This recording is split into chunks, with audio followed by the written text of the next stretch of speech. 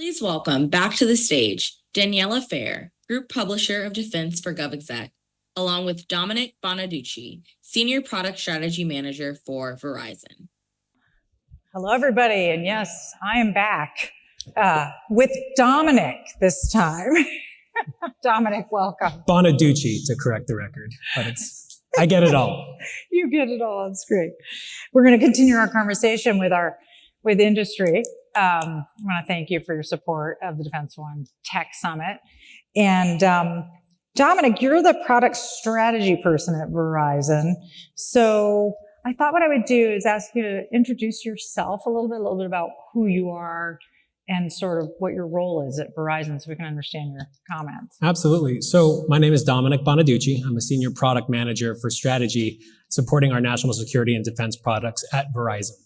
And effectively, what it is that I do is I look at the diverse ecosystem of capabilities coming out of Verizon, whether it's for Fed, SLED, enterprise, or consumer capabilities, and I identify those potential opportunities within the federal space. I spent a lot of time thinking about the various personas involved that would be interested in these types of capabilities, from your end user to those who have your knowledge of requirements to people, folks with budget authority. And then I work to evangelize those capabilities across the federal government at large, but more specifically national security institutions.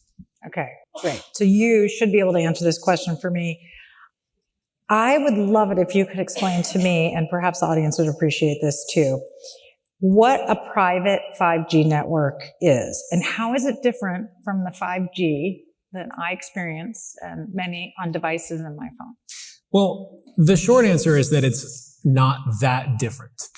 The biggest difference is that now if you take the commercial 5G network, that's the same Verizon that if you are a Verizon customer and you see Verizon on your phone, it's the same type of technology that is connecting our 150 million plus users on our network. Okay. You have a network core, and then you have your radio access network, all the antennas and macro sites and small cells you see around the country. Now take that same infrastructure and shrink it down. So instead of looking to connect 150 million users, you're connecting 5,000, 1,000, 100 of them in a much smaller area, specifically so that enterprises can offer the same quality of service and the same experience on those mobile user devices within their enterprise domains. And these are going to be for things that are connecting machines and not just your cell phones, tablets, computers, but your autonomous vehicles and robots and electro-optical sensors and you name it. Okay, so this is the Defense One Tech Summit. So we are hyper-focused on defense, DoD, national security. Can you give us an example, like a specific example of how like a private network would resonate and be used in a military context? Yeah, absolutely. So when we think about private networks and 5G in general, the network itself is not the end-to-end solution. It's a component. It is an enabling factor to an end-to-end solution. And I love coming towards the end of a lot of these programs where you've heard about all these amazing things that different companies and technologies are doing within the DoD, because there's a network story within that. The best example I like to use is training in human performance studies. A lot of times the warfighter is training in these very large, austere environments. Think Fort Irwin, 29 Palms, these very large, vast desert, forest, austere, RF-denied environments. But there's a lot of situational awareness and command and control that needs to be had in any of those exercises. If you're just going out and training maneuvers, you might be on a device and you're utilizing TAC, but if there's no connectivity, you're limited to the bandwidth that HF or UHF or VHF can provide you. With a private 5G network, you get the pipes, the larger pipes, the lower latency, and the connected services that might be running at the edge. And we'll touch a little bit on that later. But I love the example of training because you're able to utilize that low latency to get real-time analytics for your human performance or your exercise control to take advantage of when studying the effectiveness of a certain maneuver or training regimen, but also providing that seamless communication between your dismounted expeditionary or adversarial simulated components in a training environment.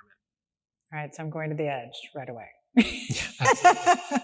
How does edge computing and AI fit into all of this? I mean, we've been talking all day about all these cool technologies, but everybody in every session, they've been talking about how does it work in theater at the edge. So, when we think about private networks, there's a story to be told. Again, there's at the tactical edge, what does 5G and private networks look like in the battlefield? And then what does it look like in the case of a military installation? When I think about edge computing, and I made that reference to it, the network is enabling of an end-to-end solution. If you have your network core, you have your radio access network, and you have your user devices, they all got to reach back and touch something. And that is the role of where edge compute takes place, where you are leveraging on-prem compute capabilities. And this is where you're going to have your computer vision engines running, your large language models running. So again, those models and those tools can be used and take advantage of that lower latency and that higher bandwidth and throughput to those end user devices. Now, what we see here is a very government off the shelf story, but frankly, it's the same technology that we're using in a lot of these enterprise use cases. The example I like to give is Verizon's working with the NFL, and you might have heard about it. It's been in the news. We have what's called coach comms.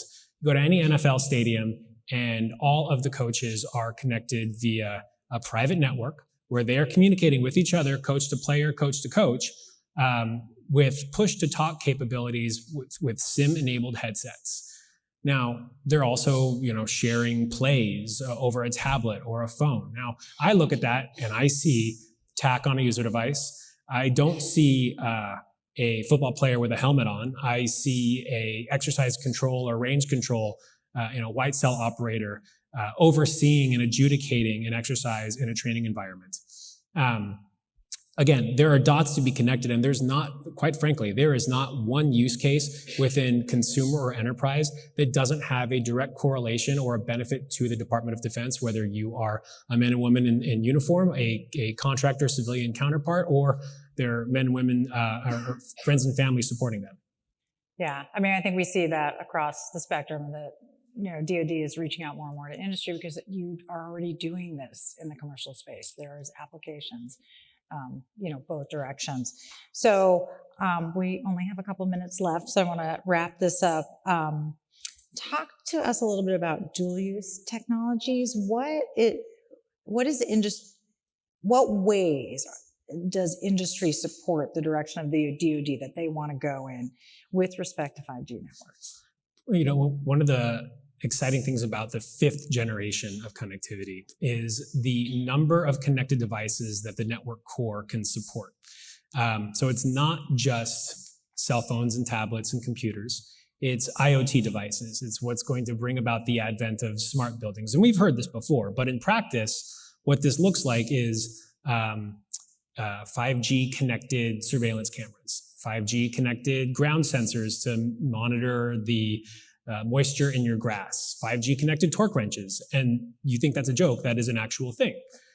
What the DoD can pay attention to and amplify is their need for more connected devices, and look at the chip manufacturers and the hardware developers to adopt 5G modules into their hardware, into their solutions, that to make those